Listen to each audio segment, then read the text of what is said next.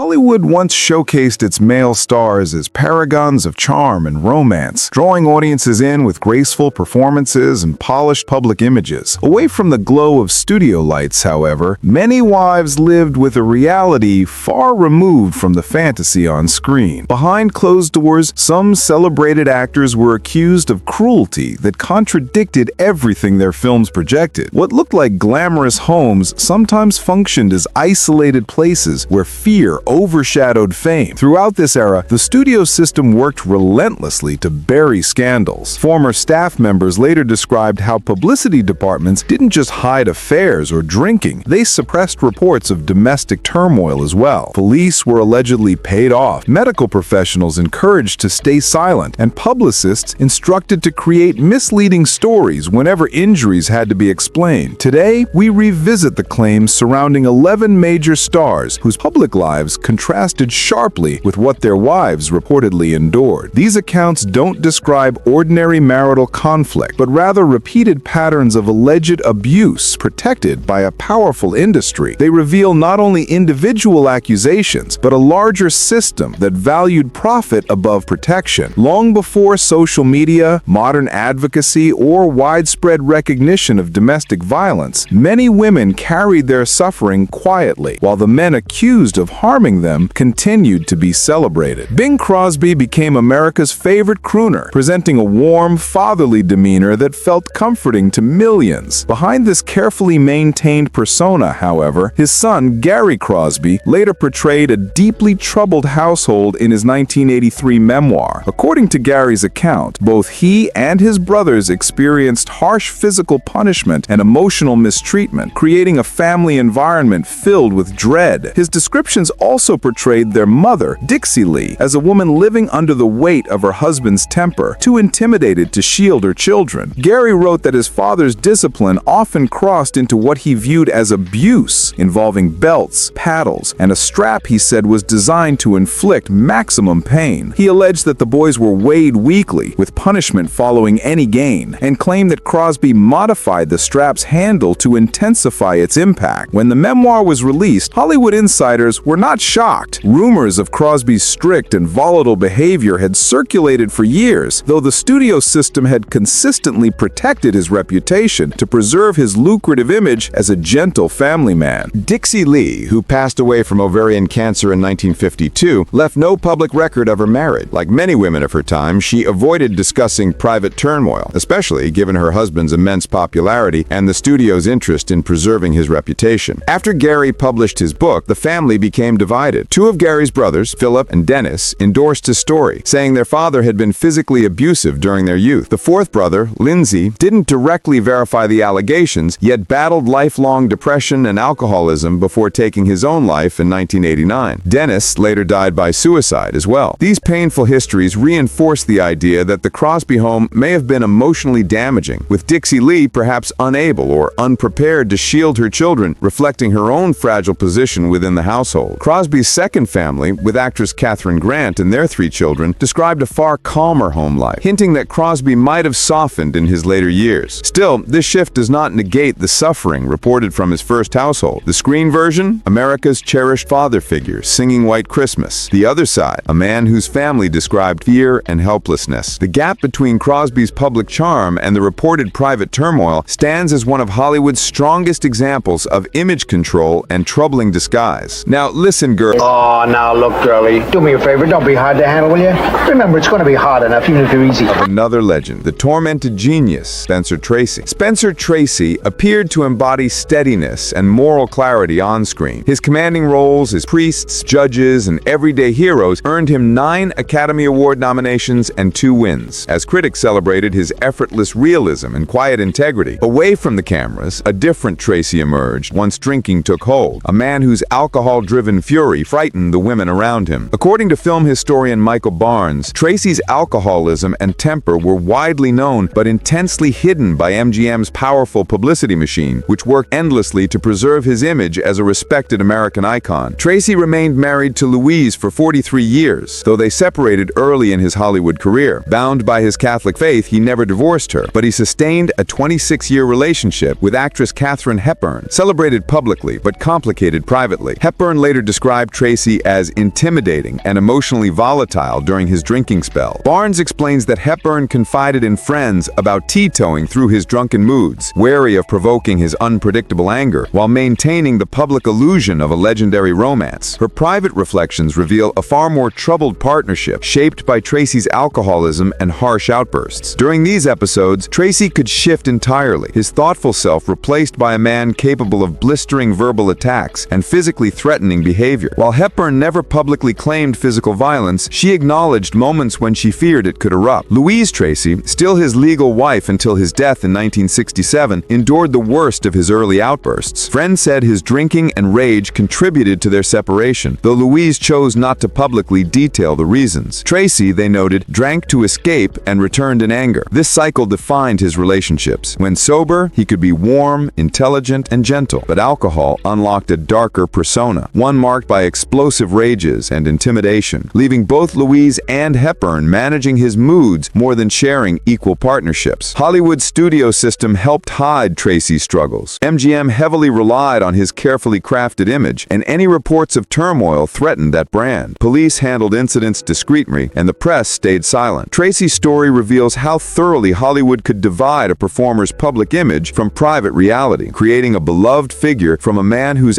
untreated alcoholism caused deep pain to those closest to him. His on-screen legacy is still admired, but the personal cost behind it casts a long shadow. The myth, the upright, honorable hero of American film, the truth, a man whose drinking could unleash someone terrifying to the women. I had to constantly feed them. I had a bucket of fish by my side in the sea, talking to this seal and feeding it between the shots.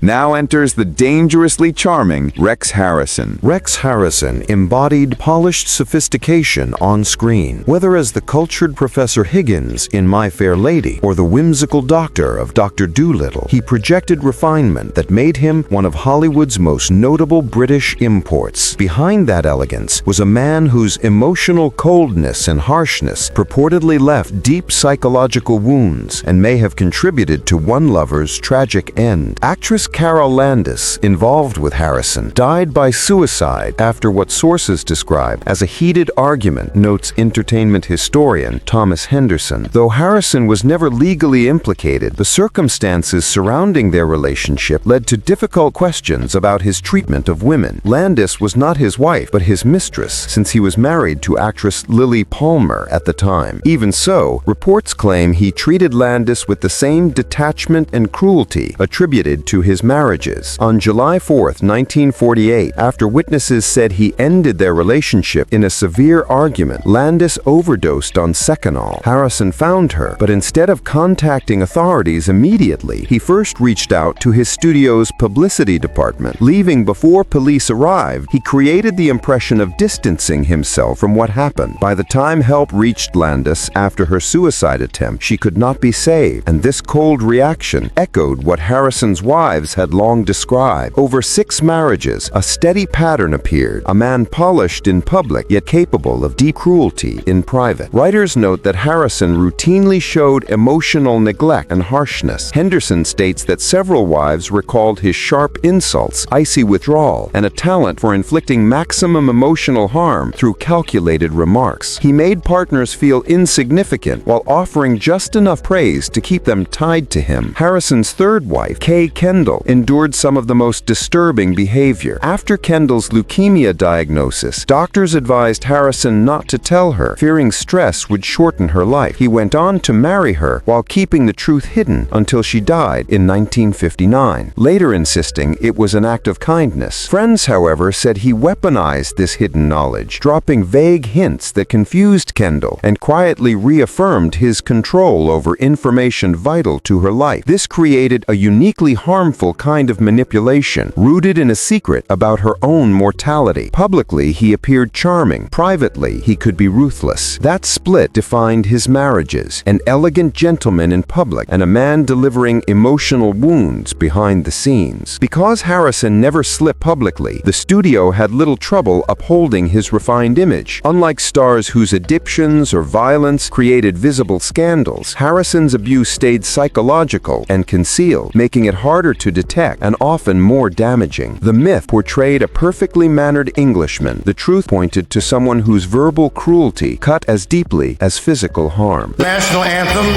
but you needn't rise.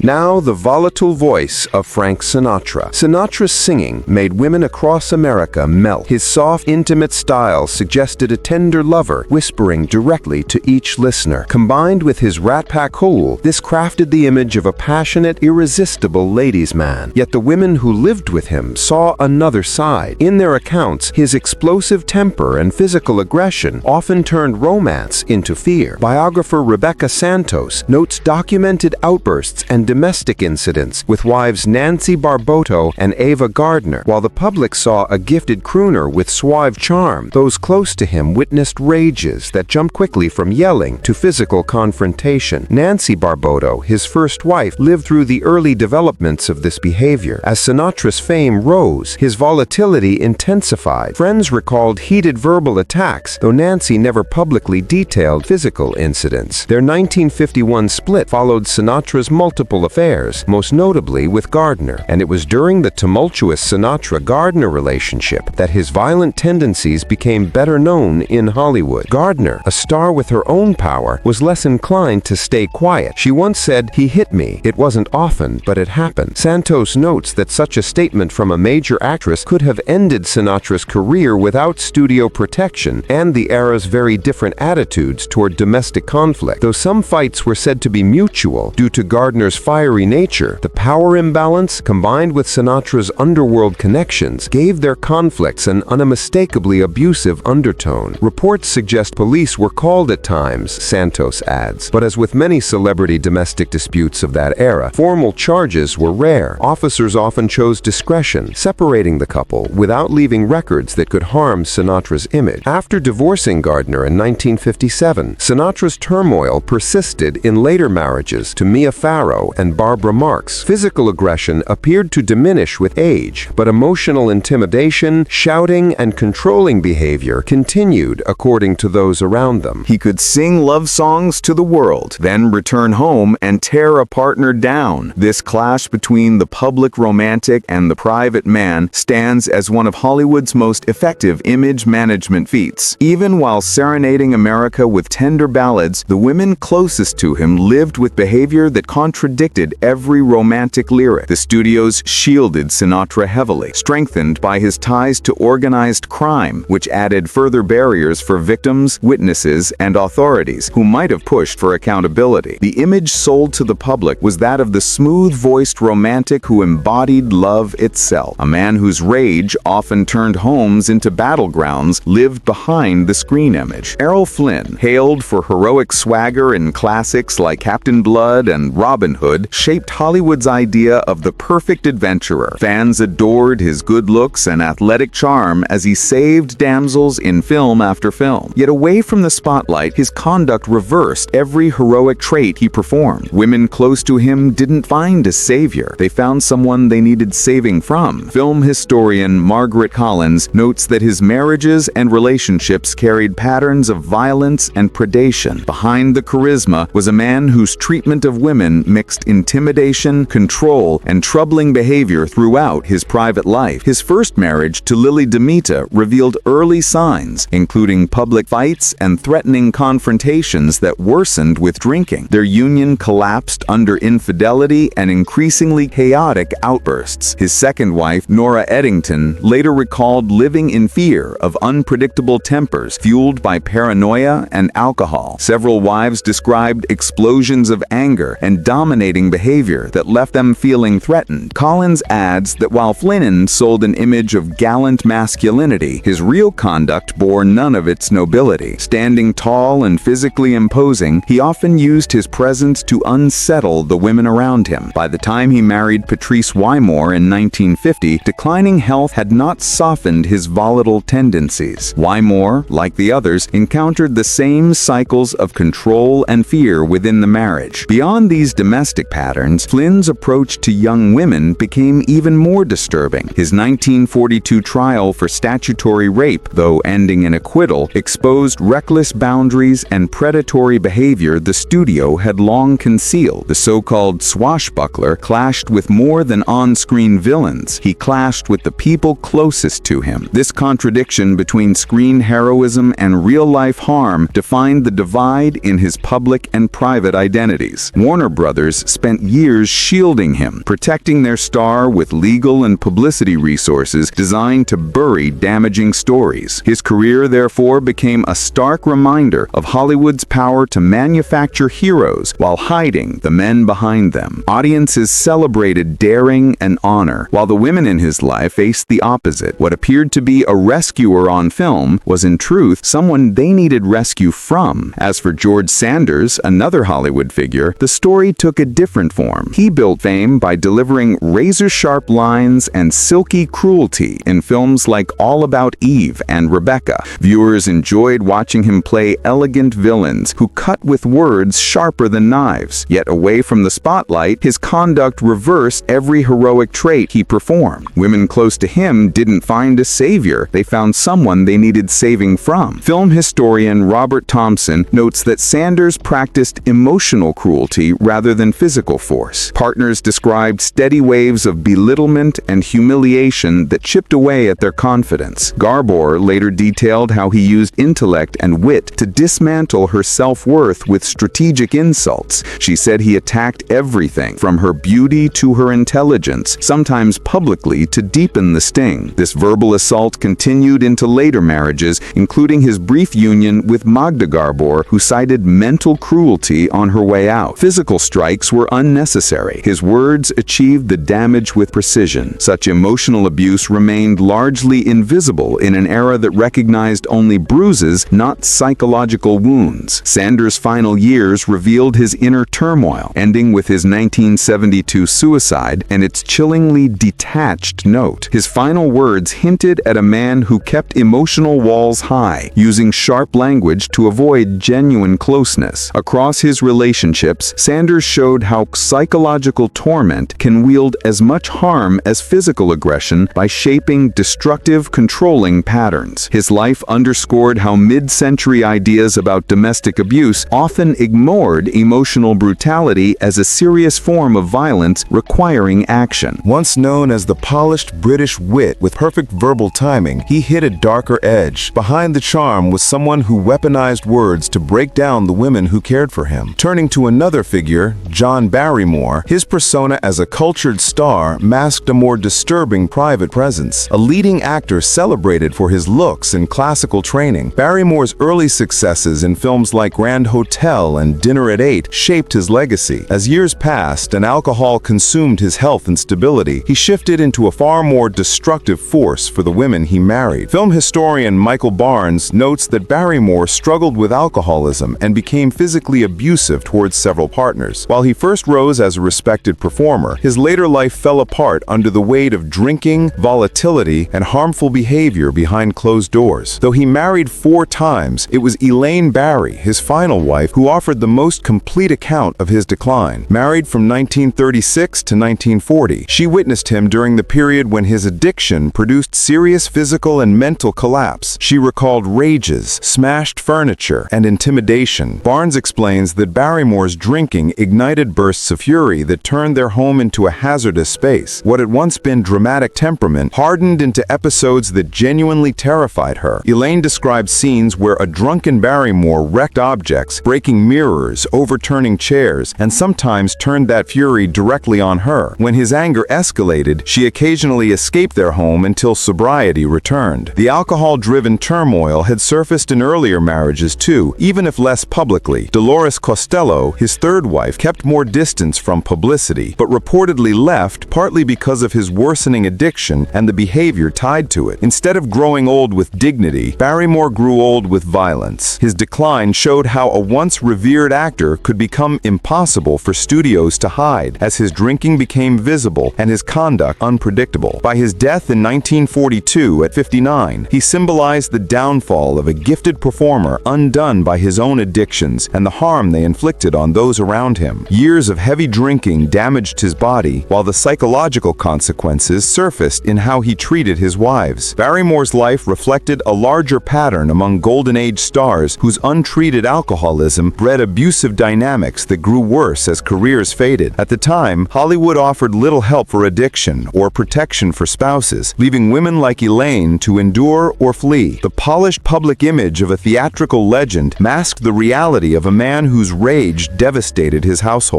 His persona suggested sophistication, but his home life revealed destruction. Another example emerged with Desi Arnaz, whose fiery persona contrasted sharply with the light-hearted I Love Lucy husband he played. As Ricky Ricardo, he epitomized the loving but exasperated partner to Lucille Ball, creating one of TV's most cherished couples. Millions adored their on-screen bond, believing it reflected their off-screen marriage. Behind the scenes, however, the contrast proved unsettling. Lucille Ball never alleged physical assault, yet friends later described shouting, broken objects, and fierce arguments. The gap between their television marriage and their real relationship showcased one of Hollywood's strongest delusions, an adored couple whose true struggles remained hidden from audiences. Ball and Arnaz's marriage grew unstable as several issues fueled constant volatility. Arnaz's repeated affairs kept tension alive, with Ball consistently confronted by proof of his betrayals. His heavy drinking worsened their conflicts, stripping away self-control and igniting fights that sometimes pushed past shouting. Friends later recalled nights when a drunken Arnaz spiraled into destructive fury, shattering dishes, wrecking furniture, and unleashing tirades that seemed endless. Santos explains that although Ball never publicly said Arnaz hit her, those near the couple believed she genuinely feared him during his darkest episodes, especially when alcohol intensified his jealousy or anger over imagined insults. Their business partnership made the situation even tangled, since running dissolute together forced them to keep working side by side as their marriage unraveled. Because of these financial ties, Ball could not easily walk away without risking her career or the empire they had built. Santos adds that the mix of infidelity, alcohol, and power imbalance sometimes left Lucy afraid, especially when she felt trapped by their professional obligations. The dynamics of their marriage were further complicated by their shared company, which made separation emotionally painful and financially challenging. Public commentary preferred to blame cultural differences and clashing personalities, his cultured temper versus her disciplined professionalism, rather than acknowledging the deeper issues others witnessed behind the scenes. He charmed audiences, but he also destroyed furniture in the privacy of their home. That contrast captures the essence of Arnaz's mistreatment. Emotional cruelty through constant cheating paired with intimidating outbursts that, while not physically violent, still produced fear and insecurity. CBA and Desilu had powerful financial reasons to uphold the illusion of a happy marriage, regardless of how much it had deteriorated. Because I Love Lucy depended on the believability of its central couple, the studios felt pressure to hide any truth that might weaken the show's image. When Ball finally divorced Arnaz in 1960 after 2 decades together, the public was offered a gentle tale of growing apart rather than the harsher reality. Both maintained this sanitized version in later years to preserve their business interests and protect the legacy of the show that made them icons. The world saw television's perfect husband, the playful, accented entertainer who balanced Lucy's chaos. But the real man was a jealous, alcoholic womanizer whose rage turned their private home into a place far from the cozy apartment fans adored. Rain, California introduces another tough figure, Robert Mitchum. Mitchum projected effortless cool on screen, his low-lidded stare and minimalist delivery creating a uniquely confident persona in classics like Night of the Hunter and Cape Fear. Off-screen, however, his laid-back facade hid a temper that flared dangerously, especially as alcohol became a larger part of his life. Celebrity biographer James Morrison notes that Mitchum was arrested multiple times for drunken brawls and other alcohol-related incidents. Though these run-ins fed his rebellious image, they also hinted at similar patterns inside his home, including his long marriage to Dorothy Mitchum. Dorothy rarely spoke about their private struggles, keeping a quiet front throughout their 57 years together. This silence reflected the expectations placed on wives of her era and the financial pressures tied to preserving her husband's marketable tough guy aura. Biographers report that the couple endured violent fights, though Dorothy remained committed to the marriage. Morrison adds that those closest to them said alcohol often triggered arguments that escalated to physical conflict, though the details stayed hidden thanks to Dorothy's privacy and the studio system's ability ability to bury potential scandals. Mitchum's 1948 marijuana arrest drew attention to his behavior and required significant industry intervention to protect his image. Although the incident centered on drugs, it still revealed Mitchum's disregard for boundaries and the studio's willingness to rescue him when profits were at stake. Mitchum stayed calm when sober, but alcohol turned him into someone who started fights and someone who didn't stop them. This cycle shaped both his public clashes and his private battles. Dorothy's decision to remain with him came from multiple forces: loyalty to their children, the norms of her generation, and limited practical options for leaving. Despite Robert's actions, Hollywood's handling of Mitchum showed how the industry protected profitable men, using their dangerous reputations for publicity while burying incidents that could harm their careers. As a result, hints of Mitchum's volatility were sold as charm, while the truth stayed hidden to keep him profitable. His situation exposed a familiar Hollywood pattern: male misconduct reframed as rebellious charisma, while the real damage to wives and families stayed carefully concealed. The bad boy label turned into a financial asset, even as the women in their lives quietly endured consequences with little institutional support. The crafted illusion, the cool, unshakable tough guy. The reality, a drinking-fueled force of destruction that left his wife to cope for nearly 60 years. So that's the contrast: public swagger paired with private wreckage. The icy James Mason followed. James Mason brought an elegant danger to the screen. His voice and gaze shaped unforgettable villains. Even when playing sympathetic roles, he carried a contained intensity that made him a standout British talent in mid-century Hollywood. Off-camera, however, that composure masked a different edge: a deliberate emotional cruelty toward his wife, Pamela, carried out with quiet precision. Pamela Mason, as cited by film historian Thomas Henderson, wrote of his controlling and belittling behavior. Unlike abusers who erupt violently, Mason's pattern relied on subtle but relentless psychological tactics that slowly destabilized his home. Her memoir described a husband who almost never yelled or used physical intimidation, instead wielding dismissal and contempt in ways harder to name but deeply damaging over time. Friends called their marriage a battlefield. According to Henderson, those closest to them saw constant tension and power maneuvers, with James firmly directing finances, decisions, and social ties, while minimizing Pamela's voice with cold indifference. Their marriage, from 1941 to 1964, produced 2 children before dissolving in an exceptionally costly divorce. Throughout those years, he publicly appeared dignified, while allegedly undermining her confidence in private. Pamela later described a man who governed her through disapproval, withheld affection and money, and delivered cutting critiques disguised as reasonable comments. He wasn't a brute, just a slow, deliberate kind of cruel. This distinction reveals how his abuse worked. No explosions, just constant erosion, with effects as punishing as overt violence. Like water carving stone, his steady pressure wore down her sense of self without dramatic scenes. At the time, Hollywood had little language for this type of harm, and without visible marks, his behavior stayed buried until Pamela spoke after the divorce. By then, his polished reputation shielded him from true career fallout. His private control reflected the same detail-oriented mentality that shaped his acting, only now used destructively at home. His story shows how abuse can operate with sophistication rather than brute force, leaving victims confused about the nature of what they're enduring. The public saw a refined British actor. The private truth was an emotional strategist whose tools were subtle but devastating. No, you're going to your mother's, he once said, shutting down even small disruptions. Now came Wallace Beery. Wallace Beery built his career playing rough-edged men with hidden warmth, his grizzled charm shining in films like The Champ. This persona made him one of MGM's most dependable stars of the 1930s and early 40s. But behind the screen myth of tough compassion stood a man whose real treatment of women, especially his first wife Gloria Swanson, held none of the tenderness audiences adored. Film historian Margaret Collins notes allegations that Beery beat Swanson. Although their marriage ended before his greatest successes, her later recollections revealed a side of him completely at odds with the lovable characters he would become famous for. Their short marriage, lasting from 1916 to 1918, left Swanson with memories she described as deeply traumatic. In her 1980 memoir, Swanson on Swanson, she revealed that her marriage involved violence far beyond beyond ordinary conflicts. She wrote that Beery once struck her in the stomach, an attack she said caused a miscarriage. As Collins notes, this claim stood out as one of early Hollywood's most serious accusations of domestic abuse between two major industry figures. Swanson stated the blow happened after she became pregnant, implying Beery's intent to end the pregnancy through force. If her description is accurate, the event amounted not only to abuse, but to criminal assault. Yet, as with many early Hollywood allegations, her story remained uncorroborated, with no records or legal actions to support it. What strengthens her account is that she waited more than 6 decades to reveal it. Long after Beery's 1949 death removed any possibility of benefit or retaliation. Sharing this late in life suggested she sought to preserve historical truth rather than gain advantage. The gap between Beery's alleged private cruelty and his polished public persona showed how effectively studios shaped stars' reputations. They built a beloved figure known for rough warmth from a man who, according to Swanson, behaved with genuine brutality toward her. Audiences adored him on screen, yet his off-screen conduct, as she described it, told a far darker story. MGM had every reason to protect his image, especially after his Oscar win made him one of their most profitable assets. Any hint of such behavior could have shattered his reputation and career, giving the studio strong incentive to hide rumors or reports. His case demonstrates how thoroughly the studio system could divide an actor's public charm from private truth. In an era without social media, a studio could fully craft a star's image, allowing Beery to embody virtues on screen that his alleged actions contradicted. The marketed figure was a gruff but warm-hearted presence in family films. The reported reality was a man who allegedly assaulted his pregnant wife, leading to a lost pregnancy.